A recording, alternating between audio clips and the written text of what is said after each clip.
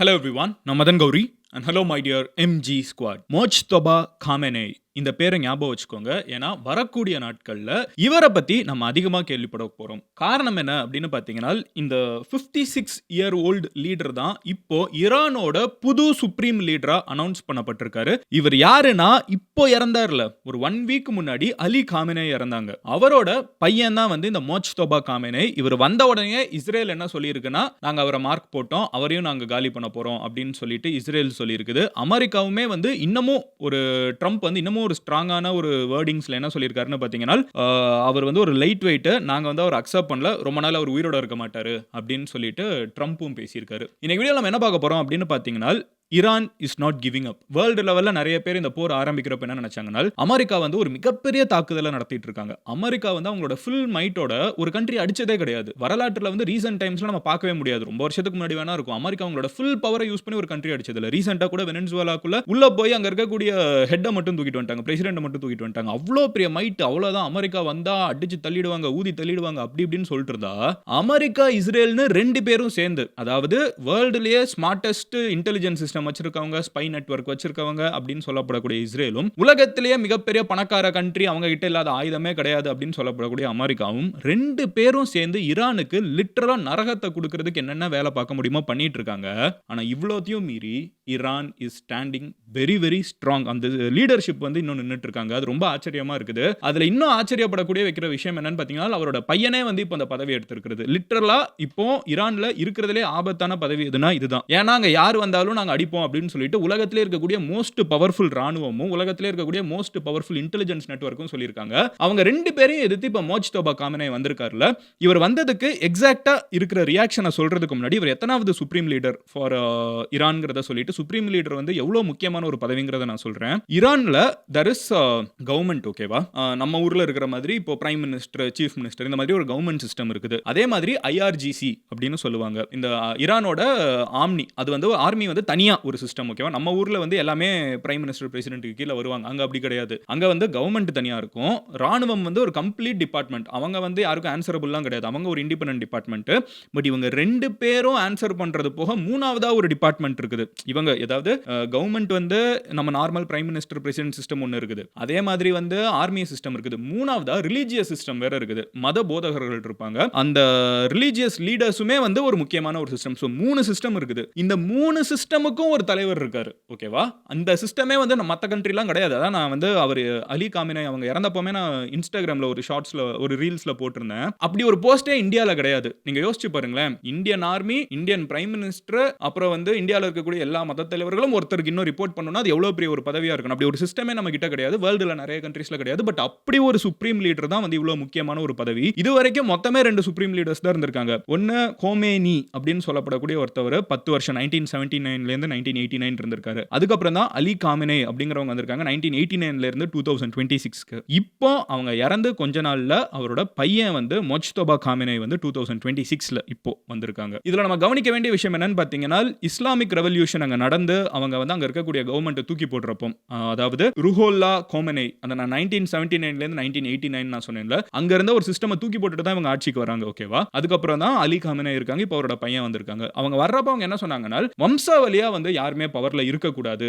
ஏன்னா அதுக்கு முன்னாடி வம்சாவளி பவர்லாம் இருந்தாங்க. அதெல்லாம் நாங்க அப்போஸ் பண்ணிட்டு வரோம்னு சொன்னாங்க. ஆனா இப்போ அலி காமெனே அவங்களோட பையனே வந்திருக்காங்க. இது நிறைய பேர் உருவத்தை உயர்த்தும்னு நினைச்சாலும் இது வந்து ஈரானுக்குள்ள நிறைய சப்போர்ட்டர்ஸை தான் கெயின் பண்ணியிருக்குது. பிகாஸ் இப்போ வந்து ஒரு மிகப்பெரிய போர் நடந்துட்டு இருக்குது. இந்த பதவிக்கு வரது வந்து ஒரு சேஃபான விஷயம் கிடையாது. இன்ஃபேக்ட் இந்த பதவி தான் ரொம்ப ஆபத்தான பதவி. யாருமே வர்றதுக்கு யோசிப்பாங்க. அதனால அந்த நேரத்தில் அவரோட பையனே வரதுனால ஈரான்ல மெஜாரிட்டி சப்போர்ட்டர்ஸும் சில அப்போசிஷனும் எழுந்திருக்குது. சில வீடியோஸ் நம்மளால பார்க்க முடியுது.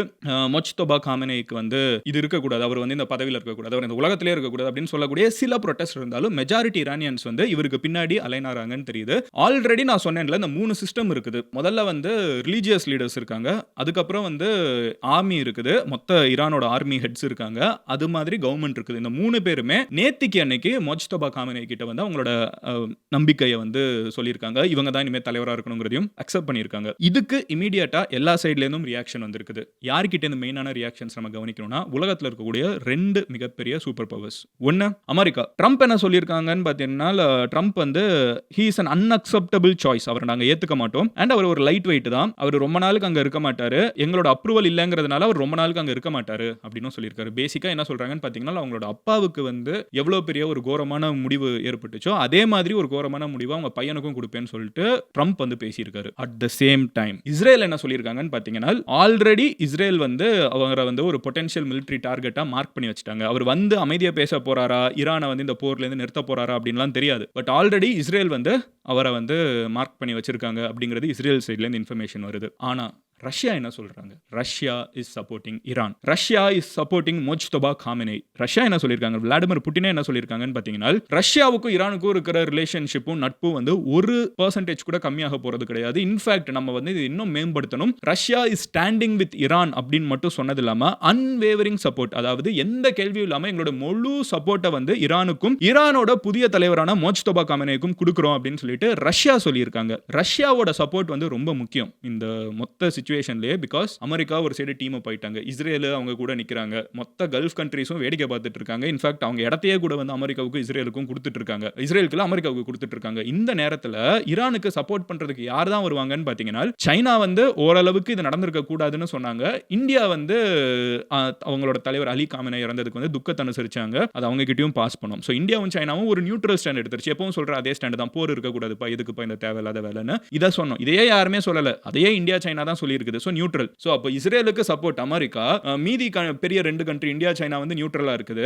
அப்ப யார் தான் ஈரானுக்கு சப்போர்ட் பண்ணுவாங்க? அமெரிக்காவை வந்து இஸ்ரேலுக்கு சப்போர்ட் பண்ற மாதிரி ஈரானுக்கு ஒருத்தங்க சப்போர்ட் பண்ணணும்னு யோசிச்சப்போ ரஷ்யா உள்ள வராங்க. புட்டின் வந்து ஓப்பனா எங்களோட முழு சப்போர்ட் வந்து ஈரானுக்கு இருக்குதுன்னு சொல்லியிருக்காங்க. சப்போர்ட் இருக்குன்னு தான் சொல்லியிருக்காங்க. இன்னும் அவங்க போர்ல இன்வால்வ் ஆகிற மாதிரி தெரியல. நிறைய டவுட்ஸ் இருக்குது. அதை பத்தி நான் நாளைக்கு வீடியோல மேபி நான் டீடைலா சொல்றேன். பட் இப்போதைக்கு ரஷ்யா வந்து அவங்களோட சப்போர்ட்டை வந்து ஈரான் கிட்ட சொல்லியிருக்காங்க. அதே நேரத்தில் இவங்களுக்கு ஒரு மிகப்பெரிய மோசமான கோல் இருக்குது. அமெரிக்காவுக்கு அப்ப என்னதான் வேணும்? அமெரிக்கா முதல்ல என்ன சொன்னாங்க? ரெஜிம் சேஞ்சுங்கறாங்க. வேற ஒருத்தங்க ஆட்சிக்கு வரணும், வேற ஒருத்தங்க ஆட்சிக்கு வந்தாலும் அவரை நாங்க அக்செப்ட் பண்ண மாட்டோங்கறாங்க. இஸ்ரேலும் நாங்க அவங்களையும் வந்து முடிச்சிருவோம் அப்படிங்கறாங்க. அப்ப இவங்களுக்கு என்னதான் வேணும் அப்படின்னு கேட்டீங்கன்னா, அதுக்கு ஈரான் சைடுல இருக்கக்கூடிய ஒரு ஆன்சர் இருக்குது. அவங்களோட ஃபாரின் மினிஸ்டர் பகேய் அவர் வந்து என்ன சொல்லியிருக்காருன்னா, தேர் டிசைன் இஸ் கிளியர். அமெரிக்காவோட டிசைன் வந்து ரொம்ப சிம்பிளான டிசைன். அவங்களோட ஒரே வேலை என்ன அப்படின்னு பாத்தீங்கன்னா, ஒரு நாட்டுக்குள்ள போவாங்க, அந்த நாட்டுக்குள்ள போய் அந்த நாட்டை வந்து இல்லீகலா பிடிக்க பார்ப்பாங்க, பிடிச்சிட்டு அந்த நாட்டில் இருக்கக்கூடிய எண்ணெயை திருட பார்ப்பாங்க. இது அவங்க பல கண்ட்ரீஸ்ல பண்ணியிருக்காங்க, மிடில் ஈஸ்ட்லயும் பண்ணியிருக்காங்க, சவுத் அமெரிக்கால பண்ணியிருக்காங்க, ஈரான்லயும் இதுதான் அவங்களோட கோல். எங்க நாட்டுக்குள்ள வந்து எங்க நாட்டை வந்து இல்லீகலா அவங்க பிடிச்சிட்டு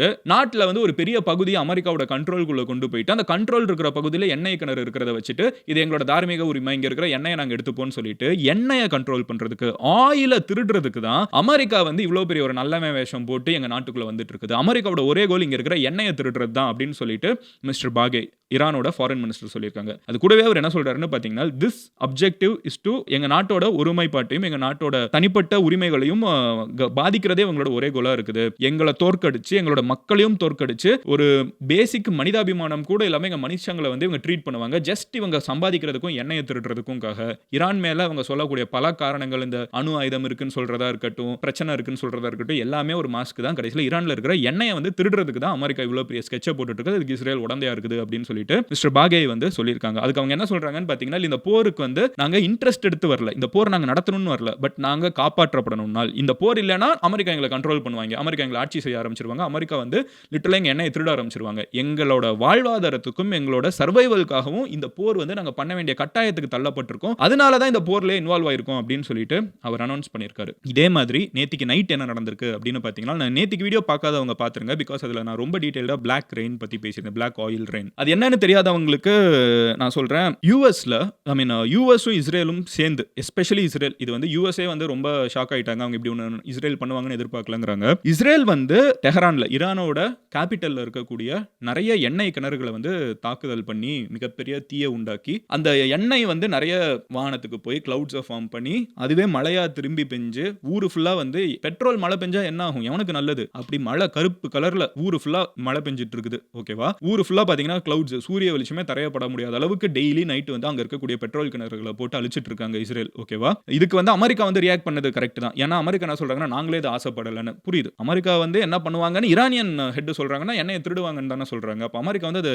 எரியறத வந்து பாக்குறத வந்து அவங்க விரும்ப மாட்டாங்க. பட் அப்படின்னு அவங்களோட அசம்ப்ஷன்ஸ், அவங்களோட ஆன்சர்ஸ், அவங்களோட வச்சு ஒரு சட்டையர் டேக் எடுக்கணும்னா அப்படி சொல்லலாம். பட் எனிவே கோயிங் ஃபார்வர்ட் இவ்வளோ பெரிய ஒரு கோரமான சிச்சுவேஷன் இன்னும் கண்டினியூ ஆயிட்டு இருக்குது. அங்க தாக்குதல்கள் நிறைய ஆயிட்டு இருக்குது. எண்ணெய் கிணறுகள் எரிக்கப்பட்டு இருக்குது. எண்ணெய் வந்து எங்களை கிட்ட இருந்து திருட போறாங்க அமெரிக்கா, அதுக்கு தான் இவ்வளோ பெரிய நாடகத்தை போட்டுட்டு இருக்காங்கன்னு ஈரான் சைட்ல இருந்து சொல்றாங்க. இதுக்கு நடுவில் எத்தனை உயிரிழப்புகள் ஏற்பட்டிருக்குங்கிற நம்பர் நம்மளுக்கு ரொம்ப துக்கமான ஒரு நம்பர். அதை நான் உங்ககிட்ட சொல்லிடுறேன். இதுவரைக்கும் எஸ்டிமேட்டட் ஈரான்ல வந்து 1330 பீப்புள் கிட்ட வந்து இறந்து போயிருக்காங்க. 1300 பேருக்கு மேல வந்து ஈரானியன்ஸ் வந்து இறந்து போயிருக்காங்க. அதுல 100 பேருக்கு மேல குழந்தைங்க, ஒரே ஸ்கூல்ல படிச்சிட்டு இருந்த பிரைமரி ஸ்கூல் சில்ட்ரன். ரெண்டாவது இஸ்ரேல்ல வந்து இஸ்ரேல் என்ன சொல்றாங்கன்னா 10 பேர் இறந்திருக்காங்கன்னு சொல்றாங்க. பட் ஈரான் என்ன சொல்றாங்கன்னா நூற்றுக்கணக்கான பேர் இறந்துட்டாங்க. வெளியே இஸ்ரேல் வந்து கணக்கு காமிக்க மாட்டேங்கிறாங்க. ஏன்னா நாங்க எவ்வளவு பெரிய தாக்குதல் பண்ணோம்னு எங்களுக்கு தெரியும், எங்ககிட்ட டேட்டா இருக்குது, நூற்றுக்கணக்கான பேர் இறந்துட்டாங்கன்னு ஈரான் சொல்றாங்க. அதாவது இஸ்ரேல்ல நாங்க அவ்வளவு பெரிய தாக்குதல் பண்ணியிருக்கோம், அவங்க கீழே விழுந்தாலும் மீசையில மண்ணு ஓட்டக்கூடாதுன்னு சொல்லிட்டு இஸ்ரேல் வந்து 10 அப்படிங்கிற ஒரு நம்பர் காமிக்கிறாங்கன்னு ஈரான் குற்றச்சாட்டு வச்சிருக்குது. அமெரிக்கா என்ன சொல்றாங்கன்னா 7 பேர் இறந்துட்டாங்க எங்களோட சோல்ஜர்ஸ் அப்படிங்கிறாங்க. இதுக்கு ஈரானோட கிளைம் என்ன இருக்குன்னா 500 பேர், இவங்க வந்து 7 பேர் இறந்திருக்காங்கன்னு சொல்லலாம். பட் ஆக்சுவலா இறந்த நம்பர் வந்து 500 அமெரிக்கன் சோல்ஜர்ஸ். அந்த கணக்கையும் அமெரிக்கா வந்து அவங்களோட நாட்டில் இருக்கக்கூடிய அந்த இறந்தவங்களோட சொந்தக்காரங்க கிட்டயும், அப்பா அம்மா கிட்டயும், பொண்டாட்டி கிட்டயும், அவங்க கிட்டயே கூட மறைச்சிட்டு இருக்குது அப்படின்னு சொல்லிட்டு ஈரான் சொல்றாங்க. அடுத்தது என்னன்னு பாத்தீங்கன்னா லெபனான். ஓகேவா? இஸ்ரேல் வந்து ஒரே நேரத்தில் ஈரானையும் அடிக்கிறாங்க, லெபனான்குள்ளேயும் போய் அடிக்கிறாங்க. லெபனான்ல 500 பேர்கிட்ட இறந்து போயிருக்காங்க.